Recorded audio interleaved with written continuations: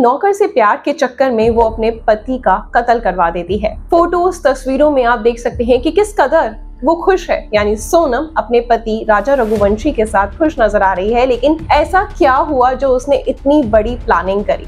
Starting में हर किसी को सोशल मीडिया पे यही लग रहा था कि दोनों से लूटपाट की गई है, कोई साजिश है, दोनों को गायब कर दिया गया है और लड़की अभी भी खतरे में है। लेकिन उनको ये नहीं पता था, हम में से किसी को नहीं पता था कि जिस सोनम के लिए हम फिक्रमंद हो रहे हैं वो ही सोनम बहुत बड़ी साजिश रच चुकी है और एक मासूम लड़के की जान ले चुकी है। इस केस को सुनने के बाद अभी एट प्रेजेंट जितने भी पेरेंट्स हैं वो सच में कांप चुके हैं कि उनको अपने बच्चे की शादी करनी चाहिए या नहीं।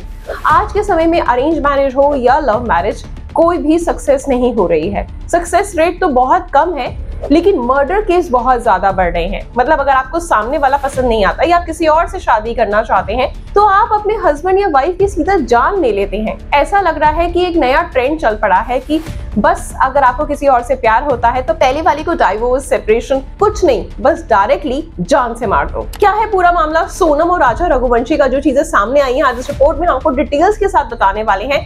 प्लीज ध्यान से सुनिएगा। A to Z मैं आपको क्लियर आउट करूंगी कि क्या था केस, कैसे कैसे स्टार्ट हुआ और कहां तक ये सारी चीजें पहुंची हैं और अभी का लेटेस्ट अपडेट क्या है। सब कुछ मिलने वाला है आपको इस रिपोर्ट में, तो एंड तक बने रहिएगा। शादी के 9 दिन बाद जब राजा रघुवंशी अपनी पत्नी के साथ हनीमून पे जाता है और जब एयरपोर्ट पहुंचता है तो अपने घर वालों को फोटो शेयर करता है कि माँ हम यहाँ पहुंच गए हैं, आप हम लोगों की टेंशन मत लेना। अब जब माँ उस फोटो को देखती है, जूम करती है, तो बेटे के गले में ना काफी मोटी चेन होती है जो कि इसको शादी में पहनाई जाती है। अब माँ जब उस चेन को देखती है तो उस चेन की कीमत होती है 3 से 4 लाख रुपए। अब वो बहुत ज्यादा डर जाती है और अपने बेटे को तुरंत फोन लगाती है और कहती है कि क्या हो गया है तुम्हें, जो चीजें तुम्हारी जान ले सकती हैं तुम ऐसी चीजें पहन के क्यों गए हो? और जब भी अपने घर से बाहर जाते हैं तो ज्वेलरी हमेशा घर पर रखकर जाते हैं क्योंकि इससे तुम्हारी जान को खतरा हो सकता है। तब बेटा बड़ा अटपटा सा जवाब देता है कि माँ मेरी भी यही सोच थी, मैं भी घर पे ही रखना चाहता था, बट माँ सोनम ने मेरे से कहा कि नहीं ऐसा करो कि तुम इसको पहनो, जो तुम्हें ज्वेलरी मिली है ये तुम पे बहुत ज्यादा खूबसूरत लगती है, तुम इसमें ज्यादा स्मार्ट लगते हो। तो मुझे लगा कि ठीक है मेरी वाइफ को पसंद है तो मुझे पहनना चाहिए। लेकिन माँ के अंदर से ना कुछ अलग से इंट्यूशन आ रही होती है, कुछ वो डरी डरी सहमी होती है। कहते हैं ना कि अपने बच्चे के साथ कुछ बुरा होने वाला होता है तो एक अंदर से आवाज देती है अंतरात्मा की कुछ खराब होने वाला है। अब माँ क्या करती है, हर थोड़ी देर में कुछ घंटे में अपने बच्चों को फोन करती है, बातचीत करने की कोशिश करती है कि वो ठीक है, सुरक्षित हैं या नहीं, और बस इतनी बातचीत करने की कोशिश करती है। अब 23 मई 2025 को 1:45 के आसपास बहू और बेटा यानी राजा रघुवंशी और उसकी पत्नी यानी बहू से माँ की बातचीत होती है और किसी वजह से एकदम से बात करते करते जो कनेक्शन होता है वो कट हो जाता है। अब कट हो जाता है, माँ को लगता है कोई बात नहीं, बच्चे घूमने गए हैं, वो दोबारा मैं कॉल कर लूंगी या वो खुद ही कॉल कर लेंगे, क्योंकि अक्सर वो खुद ही माँ को हर थोड़ी देर में कॉल करते थे ताकि माँ बाप उनकी चिंता ना करें। अब ये टाइम पीरियड बढ़ता चला जाता है लेकिन कोई फोन नहीं आता और आती है खबर तो ऐसी भयानक जो किसी भी माँ बाप को हिलाकर रख देगी, यानी उनके बेटे की मौत की खबर, उनके बच्चे की लाश। पहले पता लगता है कि बच्चा गायब हो गया है, मिल ही नहीं रहे हैं, और जब मिलते हैं तो उनकी लाश मिलती है, यानी बेटे की लाश मिलती है। लेकिन बहू का तो कुछ अता पता ही नहीं था। पूरे सोशल मीडिया पर ये केस इस समय बवाल मचा हुआ है इस केस को लेकर कि हो क्या रहा है, कि आखिरकार कोई कैसे गायब हो जाएगा और पुलिस उसको ढूंढ ही नहीं पा रही है। मिलती है तो सिर्फ लड़के की लाश और लड़की अभी भी गायब है। बहुत लोग कयास लगाते हैं कि बांग्लादेश से उसको कहीं उठाकर लड़की को ले गए हैं, बेच दिया गया है।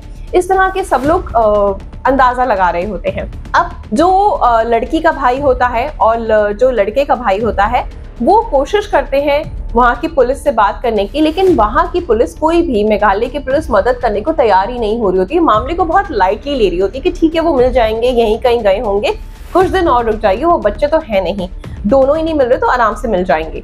लेकिन ऐसे में वो दोनों हार कर क्या करते हैं, यूट्यूबर से हेल्प लेते हैं, यानी सोशल मीडिया पर इस तरह की वीडियोस पोस्ट करवाते हैं कि उनके जो भैया भाभी हैं वो गायब हो चुके हैं, उनको ढूंढने में हमारी मदद की जाए। तो इस तरह के यूट्यूबर्स जो होते हैं, जो उनके फ्रेंड्स होते हैं, वो पोस्ट करते हैं, हर दिन कुछ ना कुछ वीडियो पोस्ट करते हैं, जिसकी वजह से मामला तूल पकड़ने लगता है और आखिरकार पुलिस को अपनी ड्यूटी, अपना फर्ज निभाने पर मजबूर कर देता है। ये सच्ची घटना है मध्य प्रदेश के इंदौर शहर की। दरअसल रामनवमी का जब त्योहार मनाया जाता है तब एक समाज के जो लोग होते हैं वो एक पत्रिका छपाया करते हैं और पत्रिका के अंदर जो युवक होता है उसकी पूरी डिटेल्स, युवती की पूरी डिटेल्स कि उनका बेसिकली क्या कारोबार है, क्या एजुकेशन है, उनकी इनकम क्या है मंथली या साल की, तो वो सारी चीजें डिटेल्स में लिखी जाती हैं और अगर सामने वाले को कोई चीज पसंद आ जाए तो इस तरीके से फिर वो आपस में मिलकर फैमिली कांटेक्ट करते हैं और वो रिश्ता कंफर्म हो जाता है। ठीक है, अब मैं आपको बैकग्राउंड स्टोरी में इसलिए लेकर जा रही हूँ ताकि आपको इस वीडियो में सब चीजें पता चल सके कि आखिरकार सोनम ने क्यों कत्ल करा। जो सोनम को पहले सब लोग इनोसेंट समझ रहे थे, उसके लिए सब लोगों के मन में बहुत ज्यादा भावनाएं थी, कि चिंता थी कि आखिरकार सोनम कहाँ गई है, उसके साथ कुछ बुरा तो नहीं हो गया। सब उसके लिए प्रे कर रहे थे, है ना, भगवान से दुआएं मांग रहे थे कि उनका जो बच्चा है, एक लड़की जो है इसकी अभी शादी हुई है, वो सही सलामत हो। लेकिन आखिरकार वही सोनम एक खूनी निकलती है। तो ये सारी चीजें आपको वीडियो के एंड तक पता चल जाएंगी, बिल्कुल अप टू डेट मैं आपको सारी चीजें एक्सप्लेन करने वाली हूँ कि पूरा इंसिडेंट कैसे हुआ, पूरा केस क्या है। तो आप वीडियो के एंड तक बने रहिएगा। अब ऐसे में जो लड़का होता है राजा रघुवंशी, वो 28 साल का होता है। तो वो एक पत्रिका में एक ऐड देखता है जिसमें कि लड़की जिसकी उम्र 25 साल की है और जिसका नाम सोनम रघुवंशी होता है, उसकी तस्वीर होती है। वो अपने फादर का कारोबार संभालती है। जो लड़का होता है, उन्होंने डिटेल्स भरी होती है कि वो 3 सगे भाई हैं और उनका अच्छा ही ट्रांसपोर्ट का कारोबार है और काफी अच्छी हस्ती हैं, पैसे बहुत अच्छे खासे कमाते हैं। और ऐसी जो बेटी होती है, यानी जो लड़की होती है, वो अपने बाप के साथ में, अपने फादर के साथ में उसका बिजनेस हैंडल करती है। वहीं पर मैनेजर होती है, जो भी लेन देन का काम होता है वो सारी चीजें वो लड़की देखती होती है। यानी जो लड़की वाले होते हैं, सोनम रघुवंशी होती है, उसके फादर का जो काम होता है वो प्लाईवुड का होता है। तो सारी चीजें वो बहुत अच्छे से अपने फादर के साथ हैंडल करती होती है। अब ऐसे में राजा रघुवंशी जो होता है वो नंबर दिखता है और अपनी माँ को बोलता है कि आप इनसे कॉन्टैक्ट करें। अब कॉन्टैक्ट किया जाता है, आपस में और जो भी डिटेल से बातचीत की जाती है। फिर पंडित जी को बुलाया जाता है और उनसे पूछा जाता है कि आने वाले समय में कौन सा सही मुहूर्त है, जब दोनों परिवार की रजामंदी होती है, दोनों को एक दूसरे का बैकग्राउंड पसंद आता है, शक्ल सूरत पसंद आती है, सब कुछ पसंद आ जाता है, जो कि शादी के लिए जरूरी होती हैं चीजें। देन उसके बाद में पंडित जी को बुलाकर पूछा जाता है। अब पंडित जी कहते हैं कि अभी बहुत ही जल्दी मुहूर्त है, अगर आप चाहते हैं तो शादी कर लीजिए, इसके बाद कोई और बहुत समय तक मुहूर्त नहीं है शादी का। अब फाइनली पंडित जी डिसाइड करते हैं 11 मई 2025 का दिन, जो बेस्ट टाइम होता है शादी का। अब सेम टाइम पर परिवार वाले सोचते हैं कि शादी को डिले क्यों करना, जब दोनों परिवार राजी हैं, सब कुछ अच्छा है, एक दूसरे की चीजें हमें पसंद आ रही हैं, तो ये शादी कर देनी चाहिए और दोनों बच्चों को एक बंधन में बांध देना चाहिए। शादी बहुत धूमधाम से हो जाती है। अब 2-3 दिन का समय बीत जाता है और जो दुल्हन होती है ना, वो घर से अपने फादर का थोड़ा बहुत काम अभी भी हैंडल कर रही होती है और लड़का भी अपने काम में व्यस्त हो जाता है। अब इसी बीच लड़की कहती है कि नहीं, हमें ना कहीं घूमने चलना चाहिए। लेकिन जो लड़का होता है, राजा होता है, वो कहता है नहीं, अभी हमें परिवार के साथ थोड़ा टाइम स्पेंड करना चाहिए, फिर उसके बाद हम फिर थोड़ा घूम कर आते हैं, अपना टाइम एंजॉय करेंगे, स्पेंड करेंगे। अब ये सब चीजें दोनों की आपस में बातचीत चल रही होती है, लेकिन फिर राजा को लगता है कि नहीं, उसकी वाइफ का बहुत ज्यादा मन है और वो इस तरीके से उसको कन्विंस करती है कि कामाख्या देवी का जो मंदिर है, हम शिलोंग चलते हैं, वहां उनके दर्शन कर आएंगे। तो उसको भी लगता है कि मेरी जो वाइफ है वो कितनी ज्यादा धार्मिक है, एक अच्छे धार्मिक स्थल पर चलने की बात कर रही है, वो ऐसे कहीं और जगह घूमने की बात नहीं कर रही। तो यस, हमें दर्शन करने चाहिए। तो लड़का जो होता है वो अपने घर वालों के सामने ये बातचीत रखता है कि यस, हम देवी के दर्शन करने के लिए जा रहे हैं, जो शादी के बाद हर कपल जाता ही है। तो घर वाले भी राजी हो जाते हैं कि ये बहुत अच्छी जगह जा रहे हैं और माता के दर्शन करके उनको आशीर्वाद तो लेना जरूर चाहिए, एक नई जिंदगी की उन्होंने शुरुआत करी है। अब ऐसे में सब राजी हो जाते हैं, पैकिंग होती है और वो आखिरकार घर से निकल जाते हैं अपने हनीमून ट्रिप के लिए। अब आखिरकार 20 मई 2025 का वो दिन होता है जब वो घर से बाहर निकलते हैं, यहाँ पर माँ कामाख्या देवी के दर्शन करने के लिए शिलोंग पहुंच जाते हैं। अब ऐसे में जो कपल होते हैं दोनों, सोनम और राजा, वो अपने माँ बाप को पल पल की जानकारी दे रहे होते हैं ताकि वो लोग चिंता ना करें। मतलब ऐसे ही टाइम पे जब वो फोटो शेयर करता है, तो मैंने जैसा आपको पहले बताया कि उसके गले में एक चेन होती है जिसको लेके माँ चिंता में आ जाती है। लेकिन फिर दिन आता है 23 मई 2025 का, जब लास्ट 1:45 पर उनके बेटे और बहू से बातचीत होती है। वो आखिरी बातचीत थी, उसके बाद संपर्क टूट जाता है। उसके बाद जो होता है वो सब आपके सामने है कि 25 मई 2025 को लड़की का भाई जो गोविंद होता है और लड़के का भाई विपिन, जो बीच वाला भाई होता है, वो शिलोंग जाते हैं, इमरजेंसी लैंडिंग करते हैं, पहुंचते हैं, अपने भाई को ढूंढते हैं। अब वहां पर जो एनडीआरएफ और एसडीआरएफ जो लोकल पुलिस होती है, वो सब लोग ढूंढने में लग जाते हैं। हालांकि शुरुआत में जब इन्होंने लोकल पुलिस से कांटेक्ट करा, मदद मांगी, तो पुलिस ने मदद करने की कोशिश ही नहीं करी। उन्होंने कहा कि आराम से, समझदार लोग हैं, कपल हैं, तो आराम से मिल जाएंगे, तुम लोग चिंता मत करो। लेकिन जैसे ही उन दोनों ने अपने यूट्यूबर फ्रेंड से हेल्प मांगी और सब चीजें सोशल मीडिया पर आने लगी, तो ये मामला तूल पकड़ता नजर आया। उसके बाद में पुलिस भी हरकत में आई और उसने सीरियस होकर इस मामले की जांच करनी शुरू करी, क्योंकि ये जो खबर थी, यानी ये जो हाई प्रोफाइल जो मामला बन गया, ये मामला जो था ये मध्य प्रदेश के मुख्यमंत्री तक जा पहुंचा। ये हाईलाइट तब होता है, ठीक है, और साथ में ही देश के गृह मंत्री अमित शाह तक पहुंच जाता है। इसके बाद अमित शाह जी फोन करते हैं सीधा मेघालय के मुख्यमंत्री को। जब फोन पहुंचता है तो उसके बाद फिर मीडिया इस मामले की कवरेज करना शुरू कर देती है और पल पल की जानकारी जुटाना शुरू कर देती है। आखिरकार क्या हुआ, जैसे ही सोशल मीडिया प्लेटफॉर्म पे ये खबर तूल पकड़ने लगी तो ये हाई प्रोफाइल मामला बन गया। उसके बाद पुलिस हरकत में आई और उसने दोबारा से छानबीन को स्पीड अप कर दिया।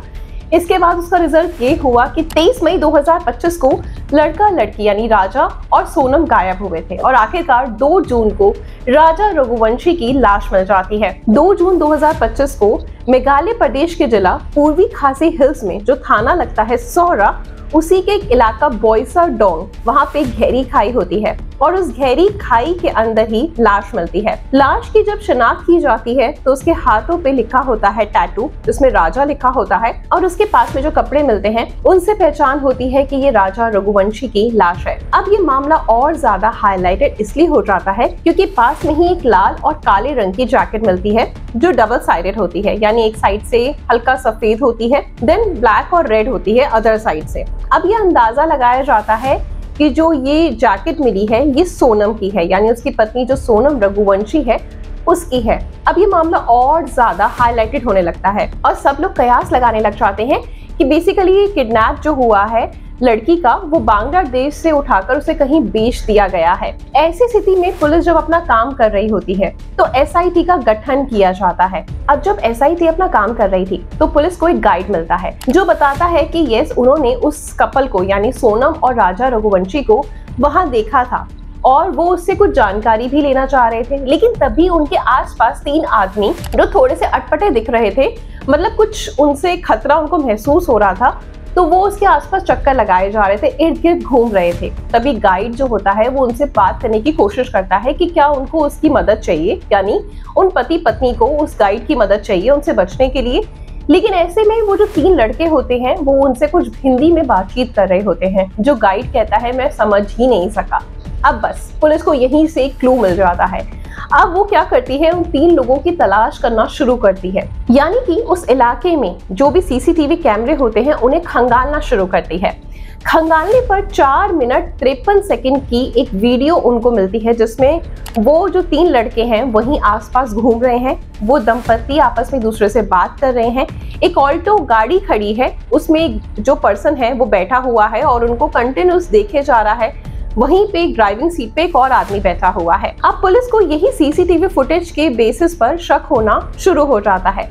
अब पुलिस अपना काम करना शुरू कर देती है। अब पुलिस क्या करती है, टेक्निकल तरीके से इसकी केस की जो है छानबीन शुरू करती है और छोटे छोटे डिटेल्स को जोड़ने की कोशिश करती है। अब ऐसे में मेघालय में आने जाने वाले अलग अलग प्रदेशों के जो लोग होते हैं उनका डाटा उठाना शुरू कर देती है। लाखों मोबाइल में से अब कई मोबाइल ऐसे निकलते हैं जिसमें से कुछ जानकारी मिलना शुरू हो जाती है। ऐसे ही उत्तर प्रदेश का एक ललितपुर जगह लगती है, वहाँ का एक गाँव है दिगंबर, यहाँ का रहने वाला एक लड़का होता है। ये थोड़ा पुलिस को सस्पेक्ट लगता है। अब इस सस्पेक्ट को पुलिस ने देखा, इसकी बातचीत होती है राज कुशवाहा नाम के एक लड़के से जो कि नंदबाग इंदौर का रहने वाला होता है।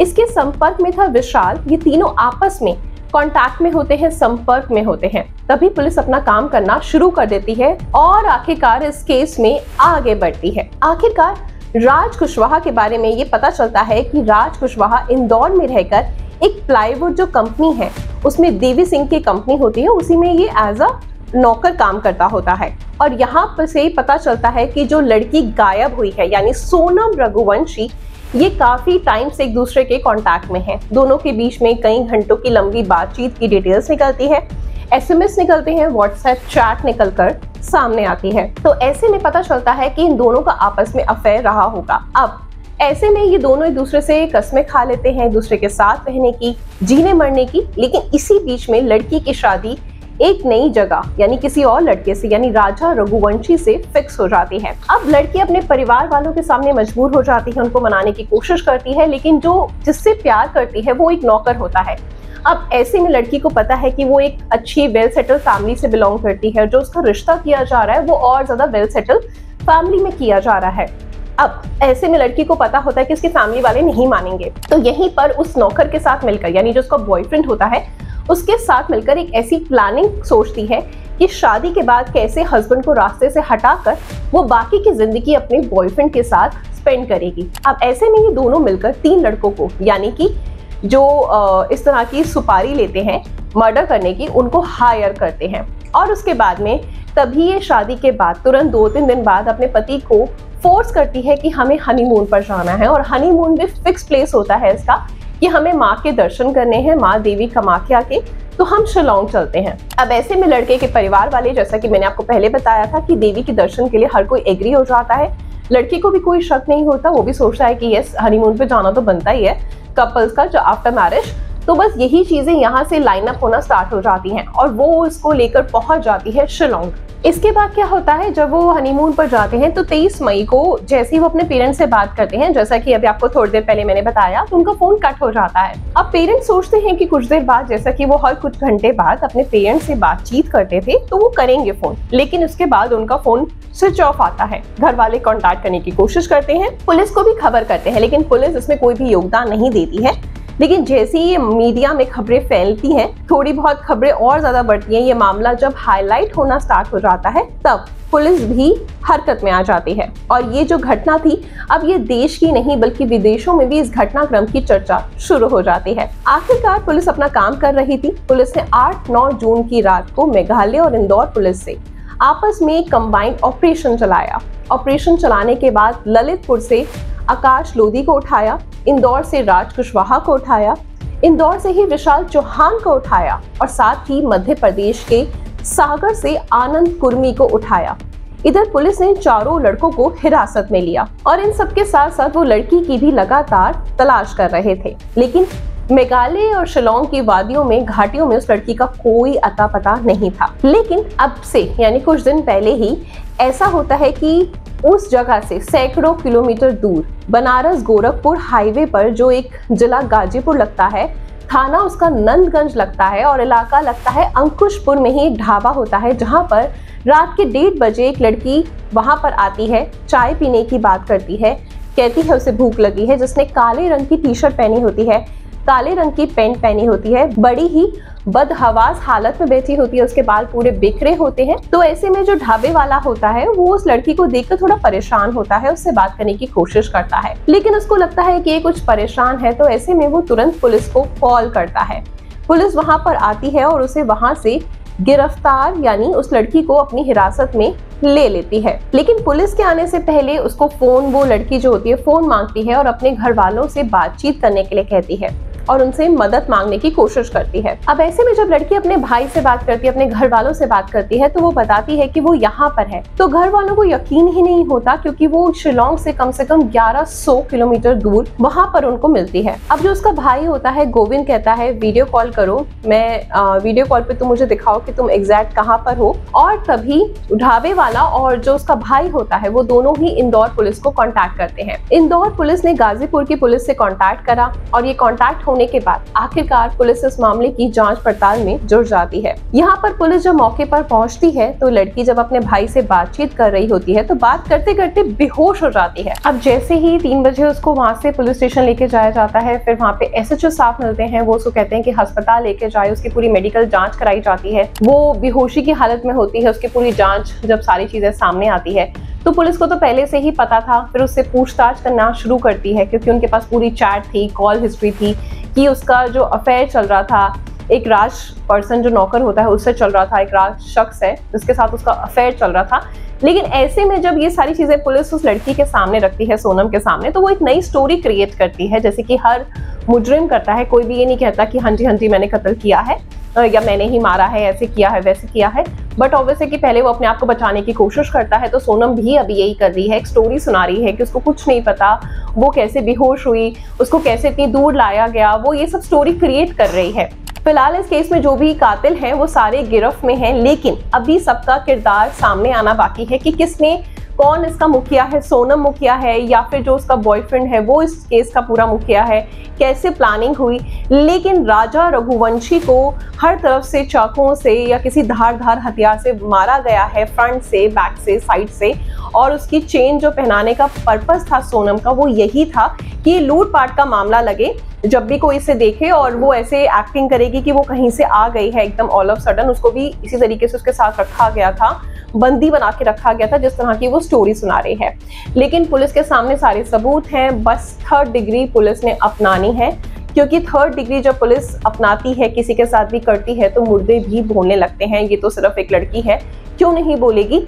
बट अभी ये सारी चीजें उठनी बाकी है, बस एक लास्ट पर्दा रह गया है कि आखिरकार सोनम ने ऐसा क्यों करा, किसका मेन प्लानिंग थी, वो किससे इन्फ्लुएंस हुई, कैसे सारी चीजें की गई।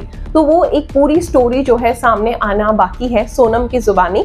तो बस हम सब उसका वेट कर रहे हैं और जैसे ही ये सारी चीजें सामने आती है हम आपके सामने रखेंगे। तो प्लीज हमारे न्यूज चैनल के साथ जुड़े रहिएगा ताकि आपको इस केस से रिलेटेड सारी अपडेशन टाइम टू टाइम मिलती रहे। Good luck.